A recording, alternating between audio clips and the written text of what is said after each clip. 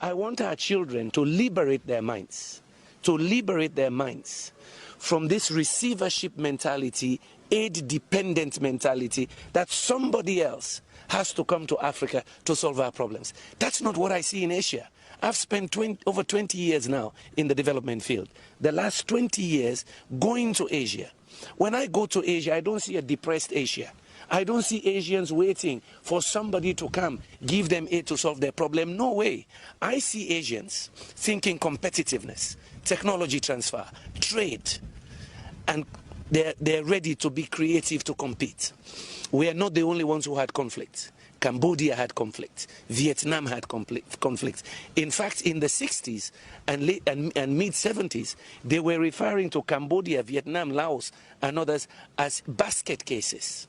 They recovered, they transformed, and today, yes, they're self-sufficient in food production. They're major industrial hubs for producing goods and services which are bought by rich OECD countries. What am I saying? None of us are destined to be poor. No nation is destined to have disease, disasters, and death only. It depends on the creativity and the determination of their people. And for us, the difference between us and many Asian countries is that God gave us everything. And you heard me talk about the Garden of Eden syndrome. And that is not from me, that's from Ali Mazrui back in '81. Because God gave us everything. Every season something grows, and the minerals are everywhere. My country, they just discovered one of the largest pieces of diamond ever in the world, 706 carats. They just discovered it last week. God gave us everything. So somehow it seems our creativity died. Somehow it seems we are not as aggressive and ambitious as we're supposed to be.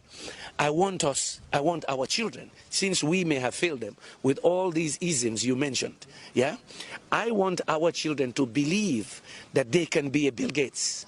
I want them to believe that with all this God-given wealth, oil and gas, bauxite, iron ore, titanium, you name it, that in fact they can capture this 21st century. They're good as anybody. If I can leave poor Sierra Leone, that has been ranked at the bottom of the heap for almost 3 decades, we're amongst the 5 poorest. Back in 2008, we were the poorest of the poor, the lowest human development index. If I can defy that and go to such a level globally, it means any kid can do it. And I don't want anybody making our kids depressed, less creative. That's why I chose that topic. And Ghana, in particular, is a good choice, because you have led the way in many things. Your vision, in fact, of Kwame Nkrumah was 50 years before he's, ahead of time. But Ghana is in a position today, with your newfound wealth of oil and gas and your strong agricultural base, to say, fine, we show the rest of Africa what it means to be successful. That is very interesting. Frankly speaking, you've just mentioned oil. I was going to ask a different question, but I'll just touch it briefly and then we go back. In 2010, you were here. And that was the time that we started, this whole prospecting for oil and getting oil. And listening to you yesterday, you said, whilst on your way back, you wrote an article. And you were virtually reflecting over this, Dutch disease, whether oil could be a curse or indeed it is a curse. From 2010, today you are here. What reflections do you have?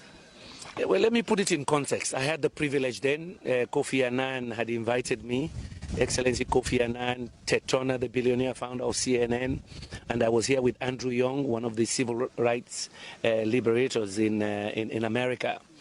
And yes, we visited Takoradi and I could see the oil rigs. But then we visited Elmina Castle, that used to be almost the capital of slave trade. And what dawned on me as I was coming back on the plane, I started this article, Defying the Garden of Eden Syndrome, which was published around the world a few months later. 2 things struck me. I say, here I am in Elmina Castle, when Africans were exporting their young, between the age of 15 and 35, to the New World, to give them energy to transform, to industrialize. At that time, I say, now they discover oil and gas around the same location. You are in Elmina Castle, you can see the bay, right? I say, now we have oil and gas in Ghana. Will we do the same thing? Export oil and gas to light up the rest of the world and we remain in darkness? Yeah. Will we use oil and gas the same way we've done cocoa and coffee? You pick from the tree, Garden of Eden, you dry it and you export. You don't add value.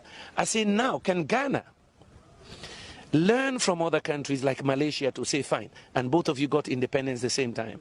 Now we have oil and gas. We immediately take a decision that we Ghanaians will begin to make plastics from our oil and gas. We immediately take the decision that we Ghanaians will now produce fertilizer to power our agriculture, because we're already one of the top agriculture producers of Africa, to make us even better agriculture producers, to use more fertilizer. And at the same time, with this new income, we diversify and drive industrialization for our children. You're over 20 million now. Yeah, that population, 26 million. I think by projections, you might be 35, 40 million in another 30 years, because we're having children like there's no tomorrow. You understand what I mean? That is what occurred to me. Can Ghana learn from the mistakes of Nigeria, but also learn from the successes of Malaysia? Yeah, to be able to transform now, to say, fine, God gave us oil and gas at the time that we are really now independent. There's no colonialism to blame. That we use this resource to propel our economy, and it is not unique. The Norwegians did it. The Malaysians, Petronas was a small player. Petronas, when they discovered gas in Malaysia, they didn't kill agriculture. They used the money to become #1 in oil palm. And some of that germplasm they got from Ghana. Yeah? They used oil and gas to drive what they call agriculture-led industrialization.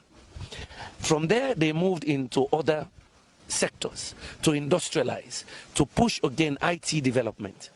Can Ghana learn from a country where, when they had independence around the same time, they have more than quadrupled their economy, but for most of the 3 decades of Ghana, from the 70s to about the late 90s, the economy was shrinking or less, or performing less. Meanwhile, Malaysia was growing in bounds.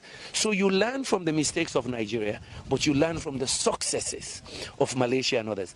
That's what prompted. Come and say this with Salomo. You know we Mandela.